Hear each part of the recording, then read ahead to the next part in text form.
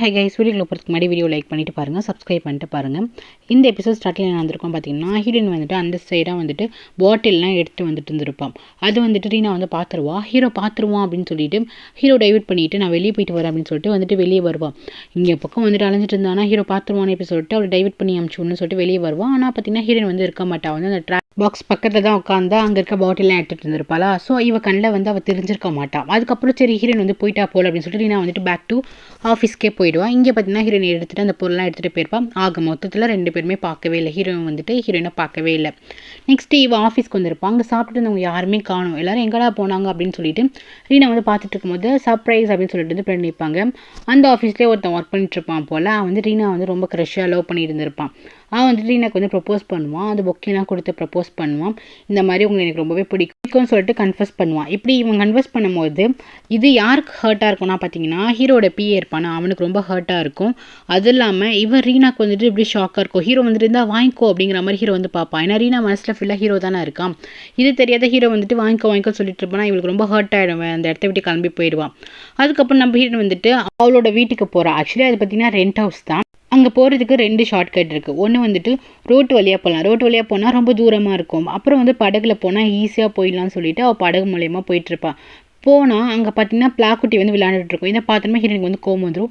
எங்கள் சித்தி அப்படி பார்த்தீங்கன்னா சித்தி பொறுப்பே இல்லாமல் இந்த கார்ட்ஸ்லாம் விளையாடுவாங்களா அது வந்து விளையாண்டுட்டு இருப்பாங்க. பெட் வச்சு விளையாண்டுட்டு இருப்பாங்க. ஹீரோயின் வந்துட்டு அம்மா எங்கே அப்படின்னு சொல்லிட்டு வந்து கேட்பாங்க. அந்த மாதிரி அம்மா கேம் விளையாண்டுட்டு இருக்காங்க அப்படின்னு சொல்லிட்டு அந்த பொண்ணு சொல்லும். இங்கே பாருமா நான் அடிக்கடி சொல்லிட்டு இருக்கேன் ஆற்றுக்கிட்ட போய் விளையாடக்கூடாது, தப்பி தவறி விழுந்துட்டேன்னா என்ன பண்ணுறது அப்படின்னு சொல்லும்போது இல்லையே நானும் விழ மாட்டேன், ரொம்ப நான் ஸ்ட்ராங்கான கேர்ள் அப்படின்னு சொல்லிட்டு அந்த குட்டி பொண்ணுச்சுல அந்த குழந்தை கை குழந்தை வந்து வளர்ந்துருச்சுன்னா ஒரு 10 வருஷம் கேப் வந்துருச்சு. அந்த குழந்தை அந்த பக்கம் ஓடிடும். அதுக்கப்புறம் ஹீரோயின் வந்து சமயம் கோவம் என்ன சித்தி பண்ணுற அப்படின்னு சொல்லிட்டு அந்த கேமை வந்து தடுக்க போவான். நெக்ஸ்ட் பார்த்தீங்கன்னா இங்கே ஹீரோ வந்துட்டு கேட்பான், என்ன ஆச்சு உனக்கு வந்துட்டு பாரு ஏஜ் ஆகிட்டு இருக்கு, ஏன் கல்யாணம் பண்ணாமல் இருக்கு அப்படின்னு சொல்லிட்டு கேட்பானா. இவளுக்கு தான் மனசு ஃபுல்லாக ஹீரோ தானே இருக்கு. ஹீரோ வந்து தன்னை புரிஞ்சுக்காம இந்த மாதிரி கேட்குறானே அப்படின்னு சொல்லிட்டு இவள் என்ன பண்ணுவானா கோவத்தில், அப்படியா உன் கூட தான் ஓன் இருக்காளா, அவளுக்கு தான் வந்து வயசாயிடுச்சு, ஏன் அவளை நீ கல்யாணம் பண்ணிக்கல அப்படிங்கும்போது ஹீரோக்கு வந்து ஆமாம் இல்லை அப்படின்னு தோணுது. அவங்களுக்கு இஷ்டம் இருந்தால் தான் கல்யாணம் பண்ணிப்பாங்க போல் அப்படின்னு சொல்லிட்டு அவன் வந்துட்டு எதுவுமே ஆன்சர் சொல்லாமல் கிளம்பிடுறான். நெக்ஸ்ட் பார்த்தீங்கன்னா சித்தியோட சின்ன பையன் இருக்கானா அவன் என்ன பண்ணுவானா ஒரு ஸ்டேஷனரி ஷாப்பில் வந்துட்டு திருடிடுவான். ஸோ அங்கே இருக்க ஷாப்பில் இருக்கவங்க வந்துட்டு கத்துவாங்க இந்த மாதிரி திருடன்னு சொல்லிட்டு. அப்போ வந்து சித்தி சொல்லுவாங்க, என்ன என் பையனே வந்து திருடன் நீ சொல்கிறியோ அப்படின்னு சொல்லிட்டு சண்டைக்கு போவாங்களா. இதை பார்க்குற ஹீரோயின் வந்துட்டு ஸ்டாப் பண்ணுங்க அவன் என்னத்தை எடுத்தான் அப்படின்னு சொல்லிட்டு இருக்கும்போது அங்கே இருக்க திங்ஸ் எல்லாம் எடுத்துருப்பான்னு சொன்னால் சரி நான் வந்துட்டு பே பண்ணுறேன் அப்படின்னு சொல்லிட்டு ஹீரோயின் வந்து அழைச்சிட்டு வந்துடுவான். ஏன்டா இப்படி பண்ணுறேன், நம்ம ஃபேமிலியில் வந்து நம்ம கஷ்டம் தான், ஆனால் நம்ம என்றைக்குமே வந்து திருடக்கூடாது, தப்பு பண்ணக்கூடாது அப்படின்னு சொல்லிட்டு அட்வைஸ் பண்ணிட்டு இருப்பான். ஆக்சுவலி அந்த பையன் ரொம்ப நல்ல பையன் தான். அவன் என்ன சொல்கிறான்னா இல்லை நான் வந்துட்டு எடுக்கலை, தங்கச்சி தான் எடுத்தா, ஸோ அதுக்காக தான் நான் வந்துட்டு அந்த பழியை நான் ஏற்றுக்கிட்டேன், மற்றபடி ஒன்றும் கிடையாதுக்கா, நான் ஏன் எடுக்க போகிறேன் அப்படின்னு சொல்லி தப்பாக புரிஞ்சுக்கிட்டீங்க அப்படின்னு சொல்லுவான். அவள் என்ன பண்ணியிருப்பானா ஹீரோயின் வந்துட்டு அடிச்சிருப்பா போல் ஸ்டார்டிங்கில். உடனே வந்து அவளுக்கு ரொம்ப கஷ்டமாயிடும். ஐயோ சாலும் நான் உன்னை தெரியாமல் அடிச்சிட்டேன்டா அப்படின்னு சொல்லிட்டு பையன் வந்து ஹக் பண்ணிப்பா. சித்தியோட பையன் வந்து ரொம்பவே நல்ல கேரக்டராக இருப்பான். நெக்ஸ்ட் பார்த்தீங்கன்னா சித்தி அங்கேயே சும்மா இல்லாமல் நிறைய பேர்ட்ட கடை வாங்கி வச்சிருக்கோம் போல் இந்த கந்து வெட்டிட்டுலாம். அவங்களாம் வந்துட்டு என்ன எப்போ நீ காசு தருவ அப்படின்னு சொல்லிட்டு கேட்டுட்டு இருப்பாங்க. ஒன்றும் பெரிய கம்பெனியில் வந்துட்டு மேனேஜராக இருக்கா, கண்டிப்பாக நான் திருப்பி கொடுத்துருவேன் நம்புங்க அப்படின்னு சொல்லிட்டு கடை வாங்கி வச்சிருக்க போல். நெக்ஸ்ட் பார்த்தீங்கன்னா ஹீரோயின் வந்து யாருக்கும் வெயிட் பண்ணிட்டு இருக்கா, வேறு யாருக்கும் இல்லை பான்கார்டு தான் வெயிட் பண்ணிட்டு இருக்கா. பானும் பெரிய பையனாக வந்திருப்பான். அவன் வந்துட்டு யார் கல்ல ஒர்க் பண்ணுவானா ஹீரோயினுக்கு ஒரு ஃப்ரெண்ட் இருப்பாள்ல ஸ்டார்டிங்லேருந்து இருப்பாள்ல அவங்களோட அப்பா கல்ல தான் ஒர்க் பண்ணிட்டுருப்பாங்க. பாங் வந்து ஓரளவுக்கு டீனேஜ் பாயாக வந்துட்டு இருப்பான். அவங்க அப்பா காலில் வந்துட்டு ஒர்க் பண்ணுவான். பட் இருந்தாலுமே வந்துட்டு ஒரு மாதிரி ஒரு இதாக தான் இருப்பான், டென்ஷனாகவே தான் இருப்பான், ஒரு மாதிரி கடுக்கடுன்னு தான் இருப்பான்.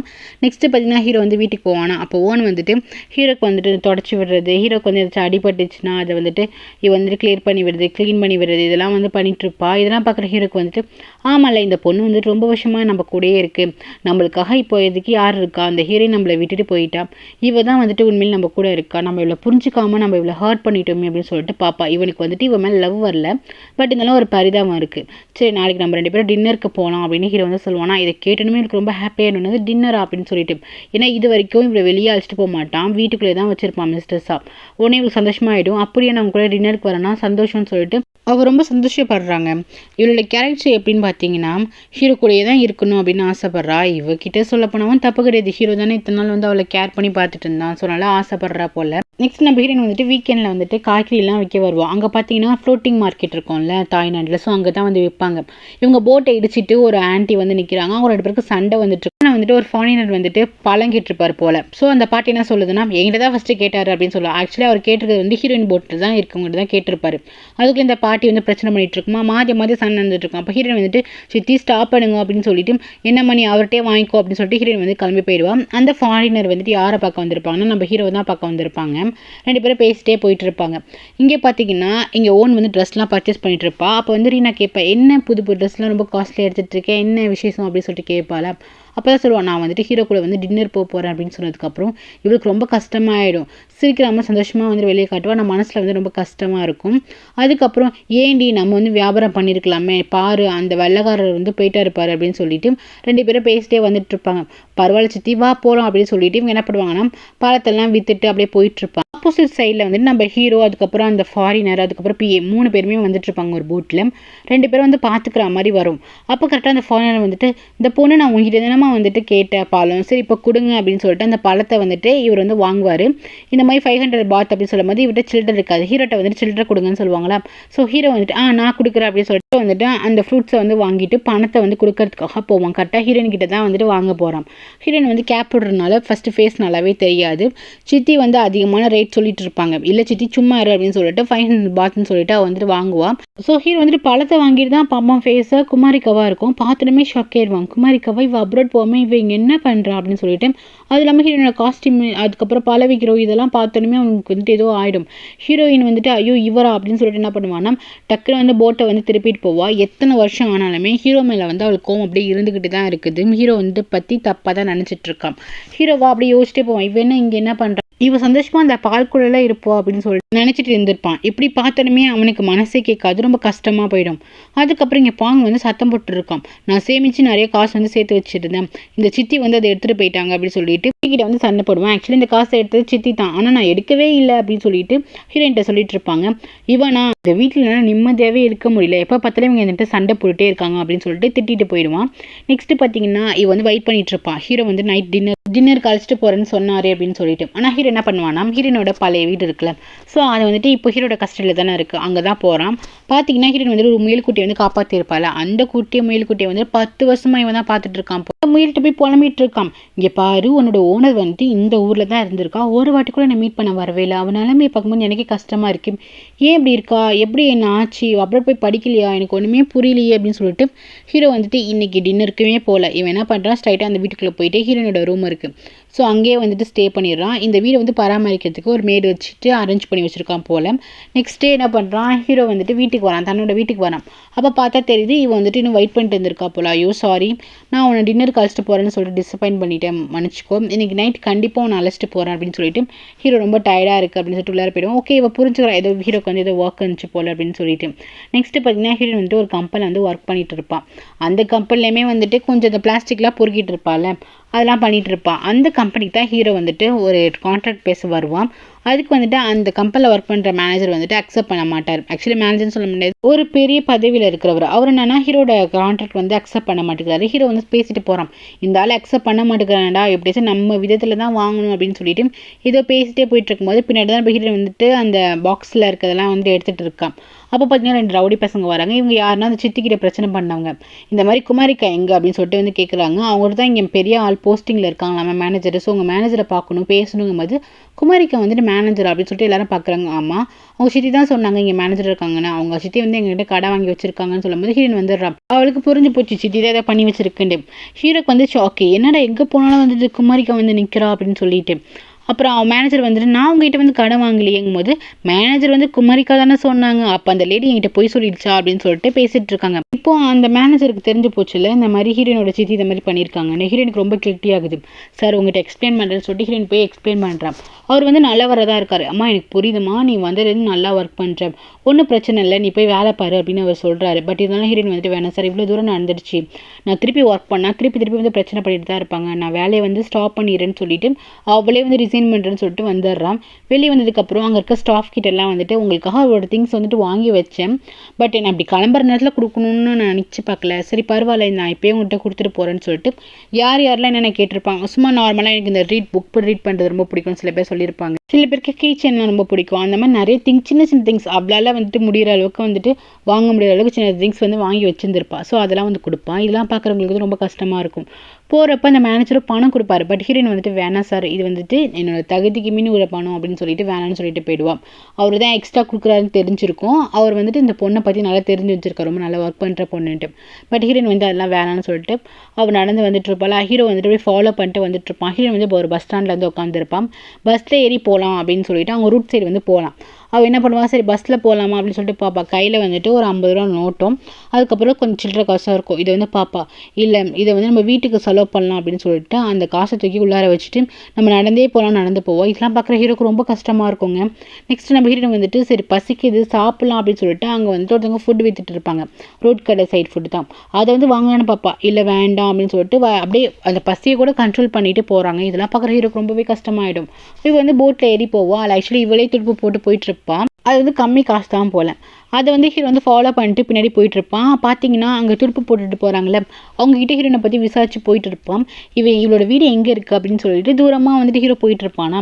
அவள் பாட்டு கேட்பாங்க, இப்போ என்ன அவள் சித்தி வந்து உங்ககிட்ட கடை வாங்கினாலா, நீ வந்துட்டு ஹீரோயின் மேலே வந்துட்டு பழி போட்டு கடை வாங்க போறியா, அப்போனா நான் அந்த வீடெலாம் சொல்ல மாட்டேன் தம்பி அப்படின்னு சொல்லுவாங்க.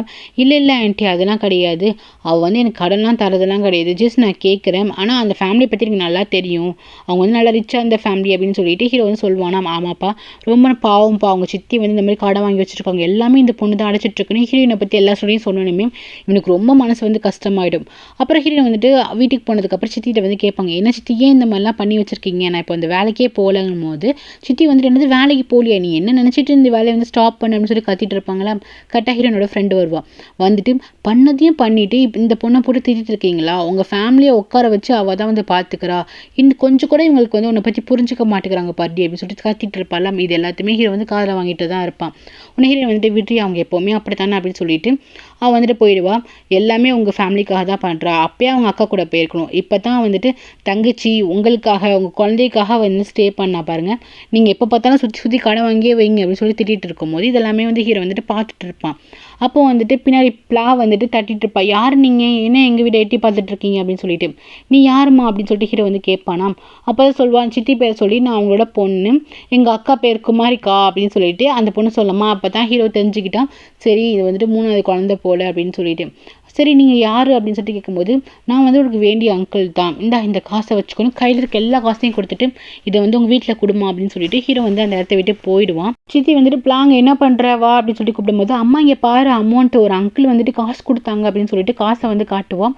உனக்கு எதிரி இந்த காசு யாரு கொடுத்தா, ஒழுங்கு வந்து என் கையில் வந்து கொடு அப்படின்னு சொல்லுவாங்களா. அங்கிள் தான் அப்படின்னு சொல்லிட்டு பின்னாடி திருப்பி ஹீரோ அங்கே இருக்க மாட்டான். இவங்க என்ன பண்ணுவாங்க, அந்த காசை வாங்கிட்டு ஹீரோயின் வந்து சொல்லவே மாட்டாங்க.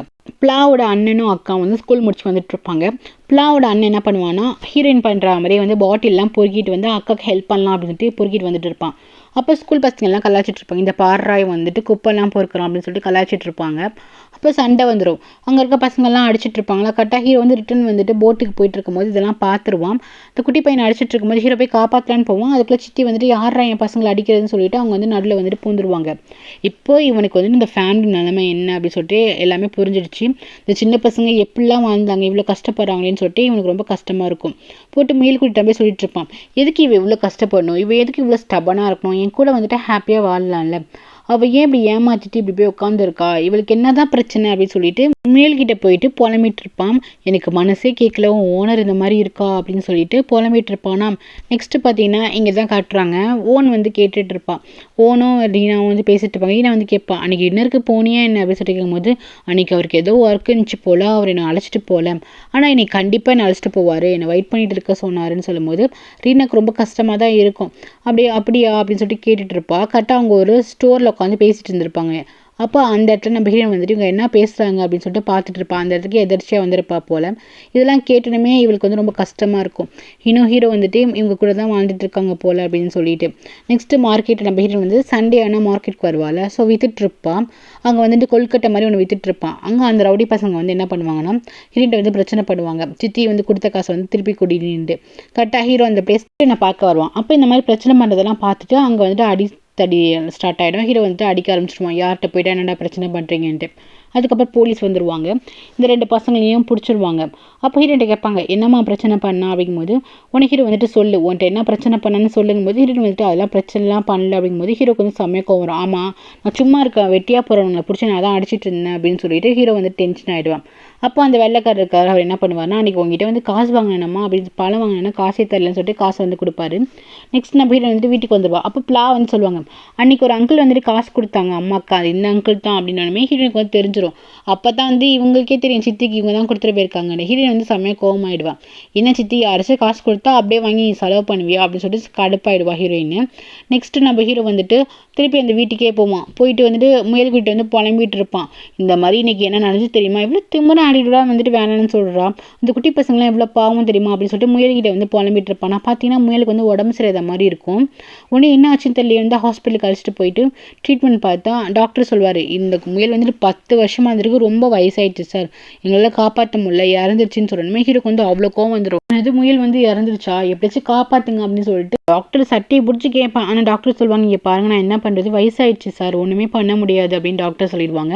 அதுக்கப்புறம் ஹீரோவால் என்ன பண்ண முடியும், திருப்பி அந்த இடத்துக்கே வந்துட்டு அதோட கூண்டு பக்கத்துலேயே வந்துட்டு முயல் அடக்கம் பண்ணிட்டு உட்காந்து புலம்பிட்டு இருப்பான். எனக்குன்னு ஒரு ஆறுதலாக மனசு விட்டு பேசுறதுக்கு நீ மட்டும் தான் இருந்தேன், நீ என்னை விட்டு போயிட்டல அப்படின்னு சொல்லிட்டு முயல் பக்கத்துலேயே உட்காந்து அழுதுட்டு இருப்பான்.